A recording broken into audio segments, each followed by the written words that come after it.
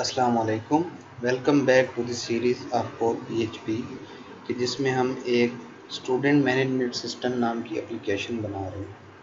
Last video में हमने ये डिलीट का बटन जो है इसको एक्टिव किया था और उम्मीद करता हूँ कि आपको इस चीज़ की समझ आई होगी। इतना ज़्यादा कॉम्प्लिकेटेड नहीं था लेकिन मुश्किल ज़रूर था। तो अगर आपको समझ नहीं आई तो मैं आपको फिर से बता देता हूँ कि ये किस तरह से काम करता है, क्योंकि अगर आपको इस चीज़ की समझ नहीं आएगी कि हम किस तरह से डेटाबेस से रिकॉर्ड एडिट करते हैं या डिलीट करते हैं, तो फिर आपका इस प्रोजेक्ट को या इन वीडियोस को देखने का कोई फ़ायदा नहीं है। फ़ायदा तब ही है जब आपको ये समझ आ जाए, इसका कंसेप्ट समझ आ जाए कि ये जो हमारे पास रिकॉर्ड यहाँ पे इतने पड़े हैं, हम इनको किस तरह से एडिट या डिलीट कर रहे होते हैं। तो ये जो लाइन मैंने लिखी थी, हो सकता है आपको इस लाइन की समझ ना आई हो, तो मैं फिर से इसको एक्सप्लेन कर देता हूँ कि हमने एक एंकर टैग, एंकर का बटन बनाया। एंकर का बटन होता है हमारे पास इसलिए होता है ताकि हम एक पेज से दूसरे पेज तक जा सकें। और हमें दूसरे पेज पर जाना क्यों था? क्योंकि हमें इसको डिलीट करवाना था, और इसके लिए एक अलग पेज बनाना इसलिए भी ज़रूरी था क्योंकि बाद में जब हम सर्च लगाएंगे तो हमें फिर से डिलीट की जो है वो क्वेरी लिखने की ज़रूरत नहीं पड़ेगी। हम फिर से सर्च में जो रिकॉर्ड आ रहे होंगे उनको डिलीट करने के लिए इसी पेज पे जाएंगे। तो सबसे पहले हमने href में उस पेज का लिंक दिया। अब उसके बाद मैंने ये एक आईडी ली है। इस वेरिएबल को मैं आईडी ना रख के कुछ और भी रख सकता था, जैसे एसआईडी भी रख सकता था। और एसआईडी अगर मैं रखता तो यहाँ पे मुझे जो गेट हो रहा है, गेट के अंदर मुझे यहाँ पे इसको एसआईडी करना पड़ता। यहाँ करने की कोई ज़रूरत नहीं है। और अगर मैं यहाँ पे कोई चेंजिंग करता तो फिर मुझे यहाँ पे चेंजिंग करनी पड़ती। तो इसको मैंने आईडी ही रखा है यहाँ पे। तो id इज़ इक्वल टू, ये एक चीज़ है यहाँ पे मैंने इसको इसके इक्वल रखा है। ये क्या चीज़ होती है ये मैं आपको तफसील से समझाता हूँ। हमारे पास जो डेटाबेस हमने बनाई थी उसमें हमने एक फील्ड रखी थी id, और इस id का अगर मैं आपको स्ट्रक्चर दिखाऊं तो इसको हमने ऑटो इंक्रीमेंट रखा है, प्लस इसको प्राइमरी की, यहाँ पे आपको की नज़र आ रही है, प्राइमरी की भी रखा है। तो इसका मतलब ये है कि ये एक तो ऑटो इंक्रीमेंट होती जाएगी, जब भी मैं अब नेक्स्ट रिकॉर्ड ऐड करूँगा तो 11 हो जाएगी। और ये प्राइमरी की है यानी ये डुप्लीकेट भी नहीं हो सकती। वजह ये होती है कि जब हमने कोई रिकॉर्ड गेट करना होता है डिलीट या एडिट करने के लिए, तो हम इस आईडी की बेस पे वो रिकॉर्ड गेट करते हैं और फिर हम उस पर जो एक्शन परफॉर्म करना चाहे, उसको एडिट करें या उसको डिलीट करें, वो हम कर सकते हैं। तो वही काम मैंने यहाँ पे भी किया। ये रिकॉर्ड था तो यहाँ पे आप देखें 6 आ रहा है, 6, ये 7 है, 7 डिलीट कर दिए, ये 8 है, ये 9 है, ये 2 है। तो ये आईडी मैंने यहाँ से गेट की और इसको नेक्स्ट पेज पे भेज दिया जो कि हमारे पास है ये डिलीट स्टूडेंट। यहाँ पे मैंने गेट मेथड के ज़रिए वो आईडी गेट कर ली और मैंने डेटाबेस को बताया कि जहाँ पे आईडी इस आईडी के इक्वल हो जो मैंने अभी गेट की है, ये डेटाबेस की फील्ड है, तो स्टूडेंट में से वो रिकॉर्ड आप डिलीट कर दें। तो इस तरीके से मैंने वो डिलीट कर दिया। अब आपको अगर ये नहीं पता चल रहा कि ये आईडी कहाँ से आई है जो मैंने ये लिखी है, ये आईडी मैंने कहाँ से ली, तो उसके लिए ये एक्चुअली मुझे पहले बताना चाहिए था, मिस्टेक हो गई या याद नहीं रहा आप कह सकते हैं। तो मुझे आपको यहाँ पे दिखाना चाहिए था। हम एरे में एक मेथड यूज़ करते हैं प्रिंट आर। प्रिंट आर से हम जो हम अरे जो हमारे पास आ रही होती है, जो कि हमने ऊपर यहाँ पे एसोसिएटिव अरे फेच की हुई है, तो इसको हम देख सकते हैं कि हमारे पास कौन से रिकॉर्ड इस वक्त आ रहे हैं। तो ये मुझे फेच करना करके उस वक्त आपको दिखाना चाहिए था कि हमारे पास क्या रिकॉर्ड आ रहे हैं। तो हमारे पास ये रिकॉर्ड्स आ रहे हैं। तो इसको मज़ीद थोड़ा सा स्टाइल देख लेते हैं ताकि हमें ये अच्छी तरह से नज़र आए। तो यहाँ पे मैं इको कर देता हूँ। प्री का टैग होता है हमारे पास जिससे हम एरे की फॉर्मेटिंग अच्छी तरह से करके उसको देख सकते हैं। तो यहाँ पे मैं रिलोड करता हूँ तो ये देखिए हमारे पास स्टूडेंट 1 है, उसकी एक आईडी आ रही है डेटाबेस से, उसका नेम आ रहा है, क्लास आ रही है, उसका रोल नंबर आ रहा है और उसका कॉन्टैक्ट नंबर आ रहा है। ये चीज़ें हमारे पास हर स्टूडेंट के लिए आ रही हैं। तो यही चीज़ें हैं जो हमारे पास यहाँ पे डेटाबेस में ऐड हैं। अब इमेज नहीं है, हमने सिर्फ लास्ट का इमेज ऐड किया तो उसी का है, और वही चीज़ें मैंने यहाँ पे प्रिंट करवाई हुई हैं इस तरह से। इन्हीं को करवाया हुआ है, रो के अंदर नेम, रोल नंबर, क्लास और कॉन्टैक्ट, और ये सारी चीज़ें मैंने यहाँ पे इको करवाई है। तो आप देख सकते हैं कि यहाँ पे एक फील्ड आ रही है जिसका नाम है आईडी, और ये सबकी यूनिक है, डुप्लीकेट नहीं हो सकती। चाहे नाम डुप्लीकेट हो, सब एक जैसा हो, रोल नंबर हो, क्लास हो, कुछ भी हो सकता है, लेकिन आईडी डुप्लीकेट नहीं हो सकती। ये लाजमी नहीं है कि आईडी ही हो। मैं यहाँ पे रोल नंबर टाइप की फील्ड या कोई यूज़र आईडी या स्टूडेंट आईडी या कोई एक और फील्ड ऐड कर देता, और उसको प्राइमरी की या यूनिक अब मैं कर देता कि ये कभी भी डुप्लीकेट ना हो, तो मैं उसकी बेस पे भी स्टूडेंट्स को ऐड, एडिट या डिलीट जो कुछ भी कर सकता था। ये लाजमी नहीं होता कि आईडी के थ्रू ही करें, लेकिन ज़्यादातर हम आईडी के थ्रू ही करते हैं क्योंकि ये हमारी यूनिक होती है। उम्मीद करता हूँ आपको इस चीज़ की समझ आ गई होगी। ये मैं यहाँ से ख़त्म करके, तो अब मैं इसको एडिट का बटन बनाता हूँ जल्दी से। अगर आपको ये कंसेप्ट समझ आ गया है तो मैं इसको जल्दी जल्दी कर सकता हूँ। मैं ये करता हूँ कि जो हमने बटन बनाया है उसी को मैं कॉपी करके यहाँ पे पेस्ट कर देता हूँ। इसको थोड़ा स्टाइल का हो गया, थोड़ा स्टाइल करना है, इसको इसकी इक्वल कर दिया। अब इस बटन की हमें ज़रूरत नहीं है,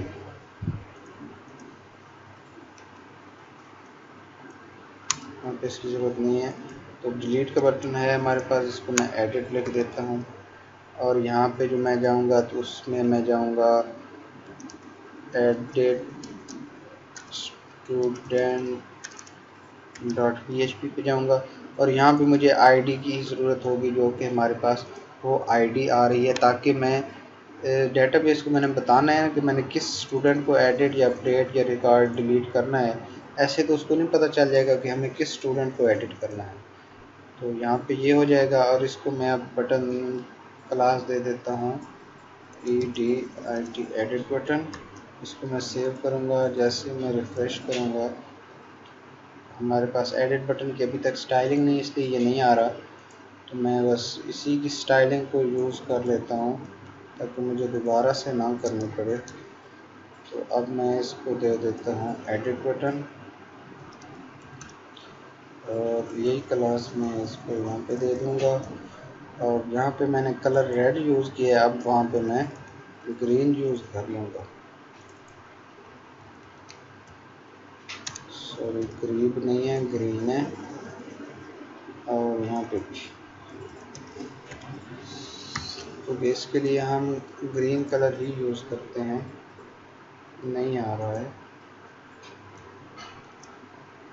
अब आ गया है ये एडिट, ये डिलीट। तो अब ये दोनों एक ही लाइन में नहीं है, तो ये लाइन में इनको करने के लिए मैं यहाँ पे ये करूँगा कि जहाँ पे मैंने यूज़ किया है div टैग, वहाँ पे मैं स्पैन टैग यूज़ करूँगा, क्योंकि ये हमारा हमेशा इन लाइन ही रहता है। जो div टैग है ये कभी कभी ब्लॉक हो जाता है, ब्लॉक टाइप ले लेता है, लेकिन जो हमारे पास स्पैन टैग है ये हमेशा इन लाइन में ही रहता है। तो अब इसने ये किया है कि इसने थोड़ी स्पेस यहाँ से छोड़ दी है, इसको भी मैं फिक्स कर दूँगा। स्पेस यहाँ से रहनी नहीं चाहिए, अच्छा नहीं लगता। तो इसको मैं ये करता हूँ कि इसकी मैं विड्थ फिक्स कर देता हूँ 150 पिक्सल, कुछ इस तरह से ठीक लग रही है, ये ठीक है। तो यहाँ से मैं इसको कॉपी कर लेता हूँ, और इसको मैं यहाँ पे पेस्ट कर देता हूँ। जल्दी से पेस्ट कर दो यहाँ पे। अब ये हमारा जो है ये कंप्लीट हो गया डिज़ाइन इसका। अब सिर्फ हमने एडिट का ज़्यादा काम नहीं है, हमारे पास पहले से काम हुआ है। ऐड स्टूडेंट में हमने यही फॉर्म डुप्लीकेट करना है, यहाँ पे हम एडिट स्टूडेंट लिख देंगे, और यहाँ पे यही लिखा रहेगा, और यहाँ पे जो हमने वो गेट करना है उसका रिकॉर्ड हम बाय डिफ़ॉल्ट यहाँ पे शो करवा देंगे, और फिर उसको अपडेट कर देंगे। तो इसका काम इतना ज़्यादा नहीं है, तो मैं ये कर देता हूँ। ऐड स्टूडेंट हमारी ये फ़ाइल है, इसको मैं कंट्रोल ए करके कंट्रोल सी करूँगा, कॉपी हो जाएगी हमारे पास। और मैं इस तरह मैं यहाँ पे एक न्यू फाइल बना लेता हूँ। इसका नाम मुझे यहीं से गेट करना है ताकि स्पेलिंग मिस्टेक का कोई चांस ही ना हो। तो एडिट स्टूडेंट डॉट PHP है, तो यहाँ तक है। इसको मैं यहाँ से कॉपी करता हूँ और इसको मैं पेस्ट कर दूँगा। तो ये फाइल हमारी क्रिएट हो गई है एडिट स्टूडेंट की। इसको मैं ओपन कर लेता हूँ। और ये जो ऐड स्टूडेंट वाली फाइल है ये मुझे सारी यहाँ पे दिखानी है। तो अब हम ऐड नहीं कर रहे, अब हम अपडेट कर रहे हैं। अपडेट कर रहे हैं स्टूडेंट को, यहाँ पे डैशबोर्ड पे ही जाना है वापस हमने। तो ये सारी चीज़ें ऐसी होनी है। और इस PHP को हम लिखा रहने देते हैं क्योंकि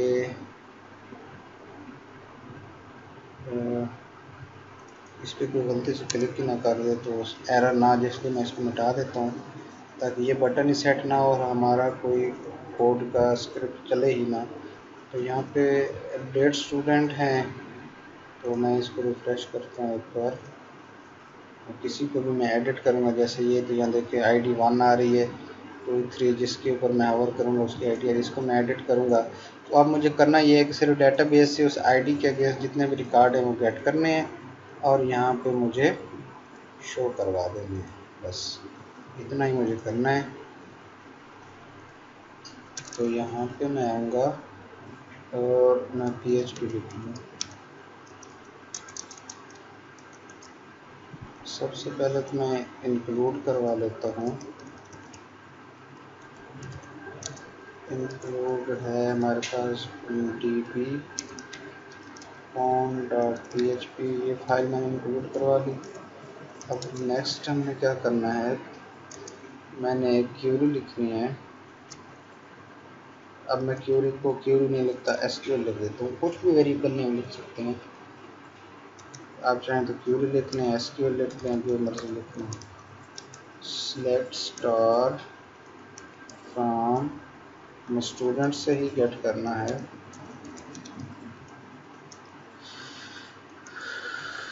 वेयर, अब हमने वेयर कंडीशन में क्या देना है, जो हमारे पास ID है वो किसके बराबर हो, हम यहाँ पे ID को गेट कर लेंगे। जिस तरह हमने डिलीट में किया था इसी तरह हम एडिट में कर देंगे। और ये ID हमारे पास इस जो ID हमने गेट की है उसके इक्वल होनी चाहिए। तो जब इसके इक्वल हो तो वो आपने रिकॉर्ड हमें गेट करके दे देना है, सेलेक्ट करके दे देना है। अब यहाँ पे मैं लिखूँगा $run query is equal to MySQLi query, और इसमें मैं दो वेरिएबल पास करूँगा, एक तो कनेक्शन और दूसरा मैं इसमें पास करूँगा ये जो भी मैंने SQL का वेरिएबल बनाया है जिसमें मैंने क्यूरी स्टोर करवाई है, ये पास करूँगा। अब मैं लिखूँगा इफ़, या मैं इस तरह कर लेता हूँ $result, एक और वेरिएबल बना लेता हूँ और इसमें मैं क्यूरी को जो है फेच कर लेता हूँ। MySQLi underscore fetch associative array मैंने करना है यहाँ पे, और इसके अंदर मैं पास करूँगा रन क्यूरी, ये वेरिएबल है। तो यहाँ पे मैंने इसको फेच कर लिया। अब जब मैंने फेच किया है तो एक बार इस तरह पहले हमने किया था, एक बार मैं इसको देख लेता हूँ। प्रिंट आर करके डॉलर जो है रिज़ल्ट है, ये इसमें हमारे पास क्या आ रहा है ये मैं यहाँ पे देख लेता हूँ। अगर इसमें कुछ होगा तो वो हमें यहाँ पे नज़र आ जाएगा। वापस जाता हूँ और रिफ्रेश करता हूँ इसको, यहाँ पे मैं एडिट पे क्लिक करता हूँ तो ये देखें हमारे पास ये चीज़ें हमारे पास आ रही हैं। तो ये हमारे पास देख लेते हैं कौन सा स्टूडेंट था। इसको न्यू स्टूडेंट को मैं यहाँ पे एडिट करता हूँ तो ये न्यू स्टूडेंट है, उसकी क्लास आ रही है, उसका रोल नंबर आ रहा है, कॉन्टैक्ट नंबर, और ये सारी चीज़ें यहाँ पे आ रही हैं। तो कोड में जाते हैं अभी हमारे पास रिज़ल्ट तो आ रहा है। अब हमने क्या करना है, अब जो हमारे पास इसकी वैल्यू है यहाँ पे नेम, ये गलती हो गई थी, हमने क्लास और रोल नंबर को एक्सचेंज कर दिया था। तो मैं इसको सही कर देता हूँ ताकि ये रिकॉर्ड हम एक बार डिलीट कर देंगे और जब नए रिकॉर्ड ऐड करेंगे तो उनमें हमारे पास कोई गलती नहीं होगी। तो यहाँ पे हमने वैल्यूज़ चेंज कर दी थी, तभी हमारे रोल नंबर की वैल्यू क्लास में जा रही थी और क्लास की रोल नंबर में जा रही थी। तो अब हमने जो ये हमारे पास वैल्यूज़ आ गई हैं प्लेस होल्डर यहाँ पे, तो यहाँ पे हमने लिखा है नेम। नेम के बाद इसको एक और एट्रीब्यूट देंगे जो कि है वैल्यू। इसकी वैल्यू क्या होनी चाहिए, इसकी वैल्यू हमारे पास होनी चाहिए PHP इको डॉलर। हमारे पास किस चीज़ में है वैल्यू, अभी हमने प्रिंट भी की थी, रिज़ल्ट में है रिज़ल्ट। और हमारे पास यहाँ पे हमें क्या प्रिंट करवाना है, नेम। और यहाँ पे PHP क्लोज कर देंगे। तो यहाँ पे ये नेम की वैल्यू आ गई। उसके बाद यहाँ पे इसको कॉपी करेंगे, नेम है, फिर रोल नंबर है स्टूडेंट का, फिर उसकी है क्लास, फिर है उसका कॉन्टैक्ट नंबर। और फाइल की हमें ज़रूरत नहीं है दिखाने की, या अगर हम दिखाना चाहें भी तो यहाँ पे हम दिखा देंगे। तो नेम है, नेम के बाद है हमारे पास रोल नंबर, ये यहाँ पे, ये मैं आपको यहाँ से दिखा देता हूँ। सबसे पहले हमें नेम करवाया है, उसके बाद हमें रोल नंबर चाहिए, तो मैं यहाँ से कॉपी करके यहाँ पेस्ट कर दूँगा। तो उधर से कॉपी करूँ या यहाँ से कॉपी करूँ, बात एक ही है। यहाँ पे पेस्ट कर दूँगा और कॉन्टैक्ट नंबर मैं यहाँ से ये पेस्ट करूँगा तो कॉन्टैक्ट नंबर में आ रहा है। इसी तरह ये एस फाइल में आ रहा है। तो अब हमारे पास जो है वो एस फाइल में नहीं आ रहा, ये हमारे पास IMG में आ रही है इस तरह की वैल्यू। तो मैं इसको IMG लिखूँगा, ना कि एस फाइल। तो हमने वैल्यू वो देनी होती है जो डेटाबेस में हमने सेव की हुई है। अब मैं इसको एक बार रिफ़्रेश करता हूँ तो कुछ गलत हो गया है क्या, जी हाँ, बिलाल हसन तो आ रहा है, कुछ मिस हो गया है। तो यहाँ पे ये नहीं लिखा हमारे ख्याल में, ये वाला, ये एक हमने मिस कर दिया था, स्टार्ट किया था इसको, एंड नहीं किया। यहाँ पे भी इसको एंड करना पड़ेगा और यहाँ भी इसको एंड करना पड़ेगा। तो मैं सेव करके फिर से रिफ्रेश करता हूँ। अब हमारे पास ये बिलाल हसन है 25, और ये, और इसकी फ़ाइल नहीं थी इसलिए इसकी फ़ाइल नहीं आ रही। और अगर नहीं, फ़ाइल थी लेकिन आ नहीं रही, तो देख लेते हैं क्यों नहीं आ रही। इसको मैं वैल्यू से नहीं लिखता, इसको मैं वैसे ही Ctrl+X करके, तो यहाँ पे मैं इसको बाहर लिख लेता हूँ। इसको मैं वैल्यू यहाँ से ख़त्म कर लेता हूँ। तो हम मैं रीलोड करता हूँ, तो यहाँ पे इसकी अब फ़ाइल का नाम हमारे पास आ रहा है कि इसकी कौन सी फ़ाइल थी।